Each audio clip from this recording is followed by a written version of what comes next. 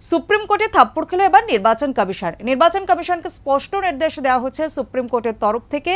যে 14ই ফেব্রুয়ারির আগে যে সমস্ত নথি নেওয়া হয়েছিল ভোটারদের কাছ থেকে সেই সমস্ত নথি হস্তান্তরের নির্দেশ দেওয়া হলো এবং সেই নথি বিচার বিভাগীয় যে আধিকারিকরা রয়েছেন যাদের আদালত নিযুক্ত আধিকারিকদের হাতেই সেই নথি হস্তান্তরের নির্দেশ দেওয়া হয়েছে এবং বৃহস্পতিবারের মধ্যে সেই বিকেলের মধ্যে সেই নথি হস্তান্তরের নির্দেশ দেওয়া হয়েছে সুপ্রিম কোর্টের তরফ থেকে। এমনই নির্দেশ সুপ্রিম কোর্টের তরফ থেকে দেওয়া হলো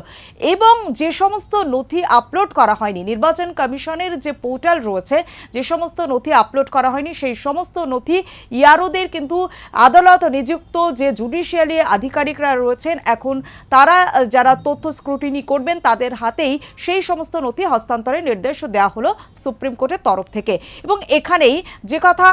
এবারের নির্বাচন কমিশনের কমিশনকে স্পষ্ট নির্দেশ দেওয়া হলো, কারণ নির্বাচন কমিশন এতদিন যে কথা বলছিলেন যে বাছাই করা নথি ভোটারদের জমা দিতে হবে, সেই জায়গায় দাঁড়িয়ে এবার সুপ্রিম কোর্টের তরফ থেকে নির্দেশ দেওয়া হয়েছে যে আধার কার্ড এবং যে অ্যাডমিট কার্ড যা এতদিন গ্রহণযোগ্যতা পাচ্ছিল না, যা নেওয়া হচ্ছিল সেই সমস্ত কিন্তু এবার নেওয়া হতে পারে। অর্থাৎ এতদিন যে সমস্ত ভোটারদের নথির জন্য নির্বাচন কমিশনের বাছাই করা নথির জন্য নথি আপলোড করা হয়নি, যে নির্বাচন কমিশনের পোর্টালে আপলোড করা হয়নি, এবার নির্বাচন কমিশনের স্পষ্ট নির্দেশ দেওয়া হচ্ছে দেশের শীর্ষ আদালতের তরফ থেকে যে ওই সমস্ত আধার কার্ড এবং অ্যাডমিট কার্ড তা গ্রহণযোগ্যতা দেওয়া হলো। অর্থাৎ নির্বাচন কমিশনকে একটা বড় ধাক্কা, একটা থাপ্পড় বলা চলে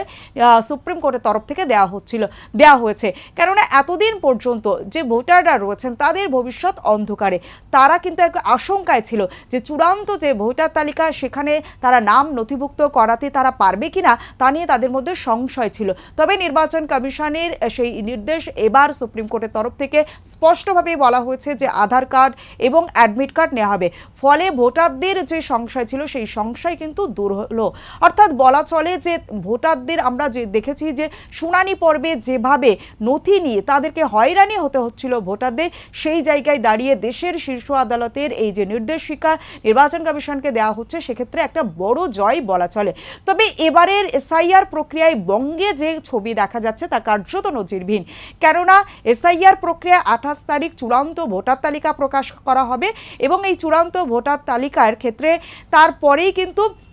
সেখানে এটা যে ভোটার তালিকা চূড়ান্ত ভোটার তালিকা প্রকাশ করা হবে সেটা পূর্ণাঙ্গ ভোটার তালিকা নয়, অর্থাৎ সাপ্লিমেন্টারি যে সমস্ত ভোটার তালিকা সেটা কিন্তু ধাপে ধাপে সেটা যোগ করা হবে। এখানেই কিন্তু এটা বেনজির চিত্র ধরা পড়লো। অন্যান্য রাজ্যের ক্ষেত্রে আমরা দেখেছি যে ভোট ঘোষণার আগেই পূর্ণাঙ্গ এবং চূড়ান্ত ভোটার তালিকা প্রকাশ হয় এবং পশ্চিমবঙ্গের ক্ষেত্রেই এটা আলাদা। এবার যে নির্বাচন কমিশনের তরফ থেকে